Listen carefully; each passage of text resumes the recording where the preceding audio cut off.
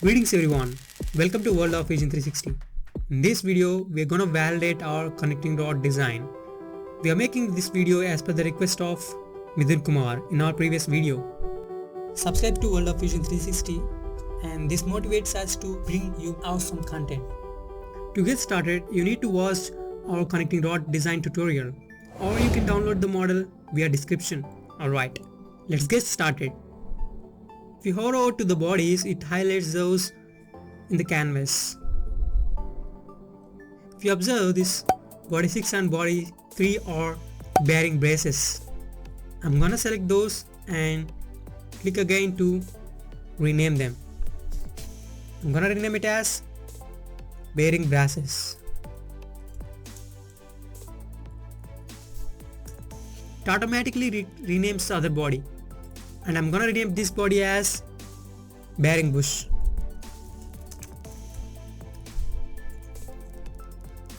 And this is my big end.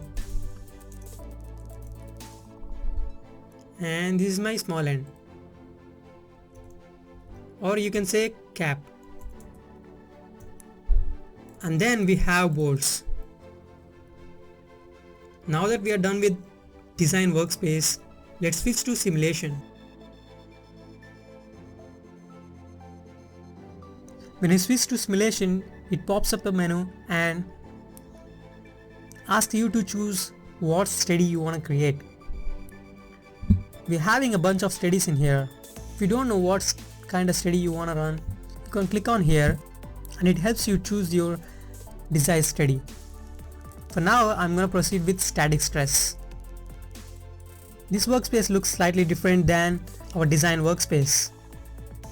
But still, we are having units and name and views, origin and model components as we have in our design workspace.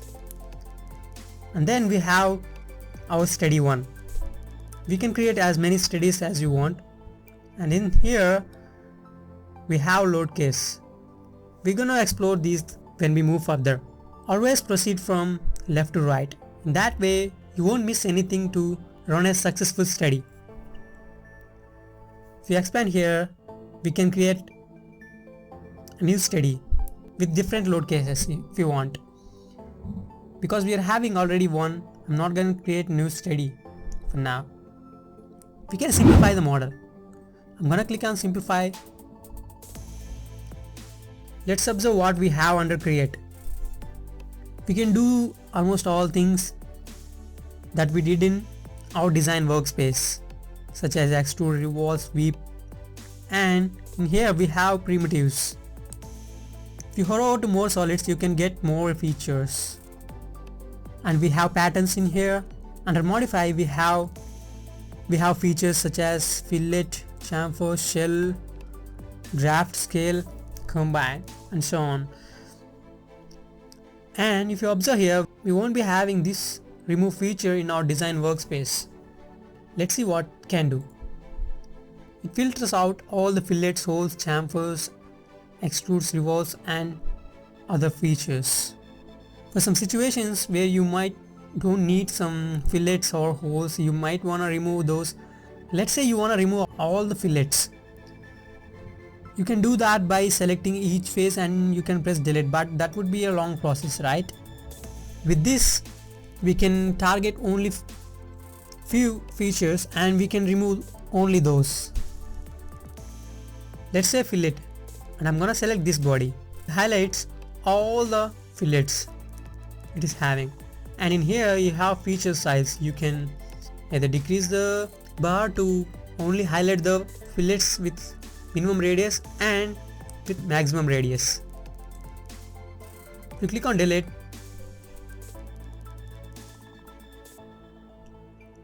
it removes all those fillets. For now, I just don't wanna remove those fillets.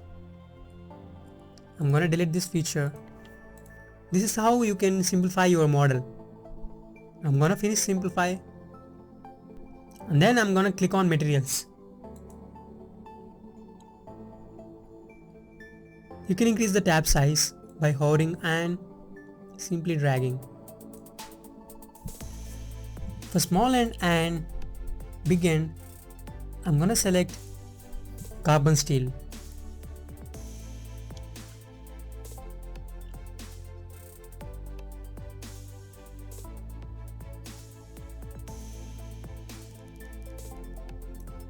Here it is. Just click anywhere to apply the same material for both bodies. For bearing brasses, I'm gonna select stainless steel.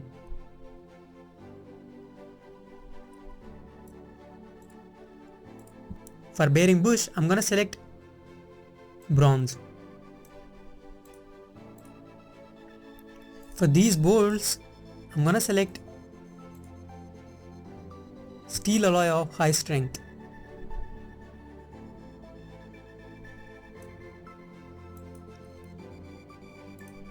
Perfect. Now that we have defined the material for all our bodies, if you observe here, we have properties in here. It populates the properties such as density, Young's modulus, Poisson ratio, yield strength, and so on. Even you can create the custom material if your material is not listed in here. That can be done by manage physical material in here. And then we have constraints. For any connecting rod, the crank is connected in the bigger end and the piston is connected to the smaller end via gudgeon pin. We'll be getting high load only in the power stroke, and the rest of the strokes are caused by the flywheel. That is the reverse action actually. Assuming that case, I'm gonna fix these phases. Click on structural constraints and select these two phases. Again, in real case scenario, these two phases constrain only the movement in z-axis and in x-axis, that is in this direction and in this direction. It won't fix the part in y-axis. Thus I'm gonna deselect y and I'm gonna click OK. Repeat structural constraints or press C on the keyboard and select these two phases in here and two phases on the other side. Again, these are the phases that gonna hold this part in y direction. Thus I'm gonna deselect uy and uz and then click OK. Perfect. Click on structural loads. I'm gonna apply load on this face and change the orientation to 195 degrees in this case, and the magnitude be 8000 newtons. Again, we are not gonna explain all these values. We are gonna assume the worst case scenario for this connecting rod. We are done with load case 1. I'm gonna clone this case. In that way I'll get those loads and constraints as it is, and then I can modify the load. If you double click on that arrow, it populates the window where you can edit the load and direction. I'm gonna orient it in 285 degrees and the magnitude be 1050. This load was given because when the crank is in 90 degrees, the load will be acting slightly in an inclination. We can replace these two forces by a single force, or we can consider both the cases. Either way you will get the same result. I'm gonna click OK to take that load. We are done with the power stroke. I'm gonna consider the exhaust stroke, the stroke which will be having more power after power stroke. For this scenario, the crank will be exerting force on bigger end. That is because of the flywheel. I'm gonna create a new load case. In this scenario, I'm gonna constrain this phase in here. Again, this phase won't prevent the motion in y-axis. Thus I'm gonna deselect UI and click OK. And repeat structural constraints and select these two phases.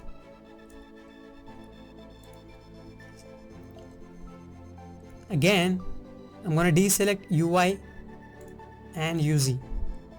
Then click OK. Perfect. We're done with all our load cases.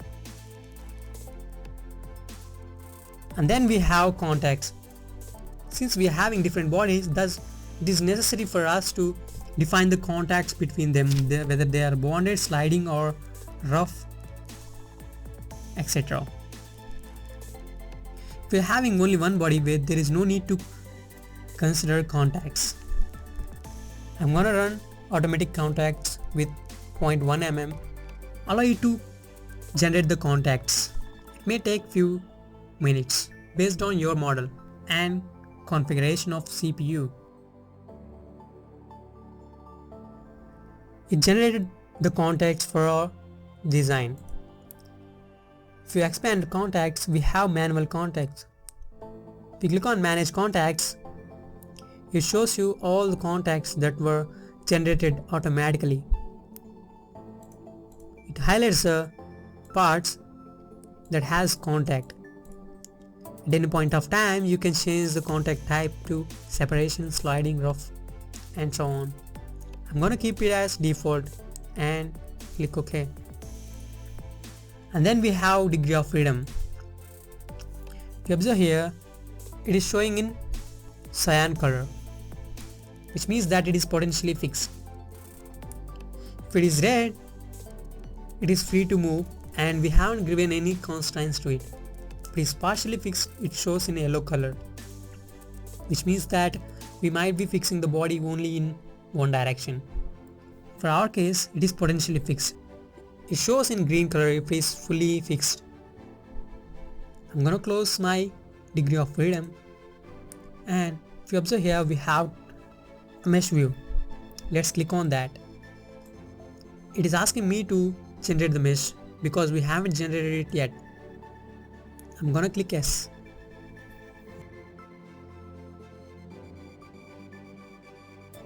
Yeah, the meshing is done and it looks good for me. If your mesh fails, try editing the mesh and decrease the size. The size of the mesh depends on your model. You can decrease the mesh size, but remember that decreasing the mesh size results in more computing power and more time to solve. For my scenario, I'm gonna leave it as default and I'm gonna click OK. And then we have settings. Load case attributes, you can view the loads that you have defined, and even you can set the local mesh control, such as you can define the separate mesh for only the fillets and chamfers. And then you have adaptive mesh refinement. Let's see what it is. You can refine the mesh just like the model size, but in a custom way. We have defined many load cases, thus it is not allowing me to define the mesh refinement, but that's okay. And then you have pre-check. If you observe here, it is showing in red color. This means that the study can't be run because it has incomplete missing structural loads in load case 3. We just forgot to give the load to the case 3. I'm gonna click on this. I'm gonna select this phase in here, and it got right orientation. The magnitude be 600 newtons. And then click OK. Now that our study is ready to be solved. If you click on solve, we can solve the model on cloud or locally. If you click on cloud, it takes 5 cloud credits to solve the study. If you have one more study, it takes additional 5 cloud credits. which means that for each study it consumes 5 cloud credits. I'm gonna select locally because it can be easily solved using my local computer. Then click solve. If you expand the study, yeah, it started locally and you cannot do anything when it is solving locally. But if you select cloud, we can do some other work when it is solving in cloud. It just prepared the model and it has successfully generated the contacts, and now it is generating the mesh. It takes time based on your CPU and configuration. Now that the meshing is successfully done and it started solving our study. Now that our results are ready, it took roughly about 5 minutes to solve this study.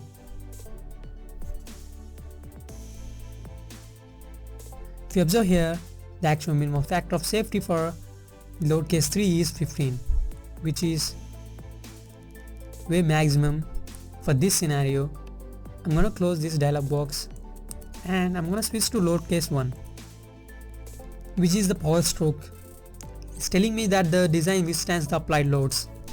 I'm gonna click on that, and if you expand safety factor targets, the default targets are in between 3 to 6, but we can change this. Let's say 2 to 4. For this scenario, the actual minimum factor of safety is right above what we expected. Ideally, we can expect the factor of safety target for connecting rod to be ranging from 4 to 6. And thus, we are good. And this is our legend. We can view the results based on stress, displacement, reaction forces. Let's switch to stress.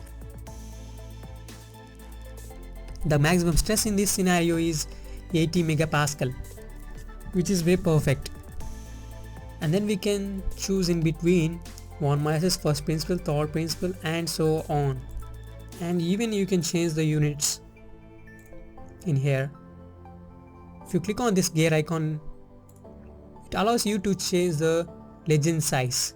If you click on normal, it increases the size, and if you click on large, you can view the result in a broader way. For now, I'm gonna change it to small. And then you have color transition. If you observe here, currently we are in a smooth color transition. If you change it to banded, it shows you the color that are much affected with that load. I'm gonna revert it back to smooth. If you observe here, we can animate the steady. I'm gonna click on play. If you observe here, this is how our model is gonna be deformed when you apply that load. I'm gonna change it to fastest, and then I'm gonna check two-way. In that way, it's gonna play in two-way. If you click on one way, it comes only from the beginning. It won't go back after the simulation ended. Even you can increase the number of steps to 20 to have it a clear view. You can record this view and you can export this animation to your local computer with this button. And then you have legend options, the options that we have seen by pressing this gear icon in here. You can export the results in a single click with this report in here. You can compare the results with different load cases, and you can switch any load case, and also the mechanical properties such as factor of safety, stress, displacement, and so on. I'm gonna switch to load case 2, and in here I'm gonna switch to load case 3. The minimum factor of safety for this scenario is 4.8, and the minimum factor of safety in this scenario is 15. You have many options in here too. You can animate the board models and you can compare.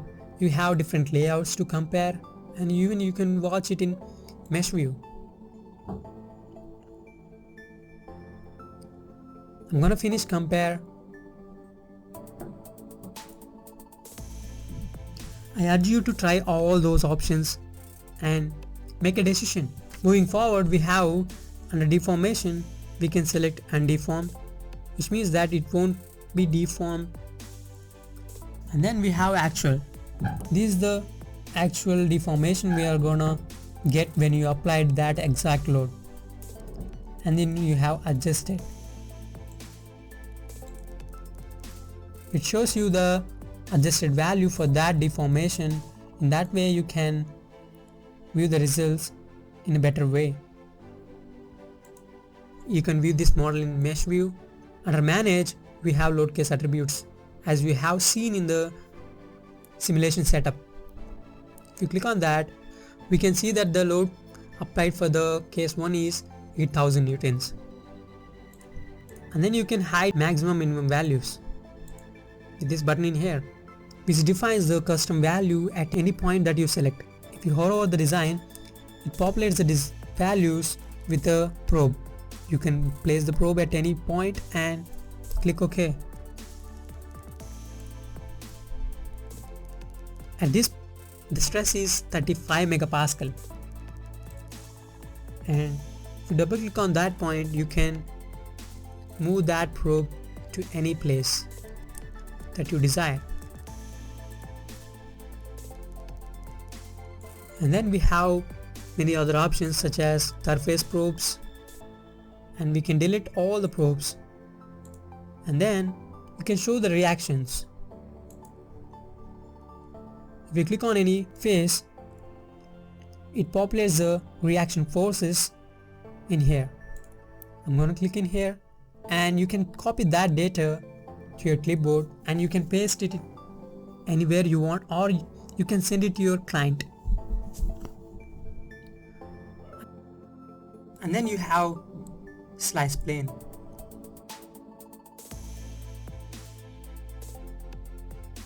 This option allows you to look the results inside of your model, find the potential errors if any.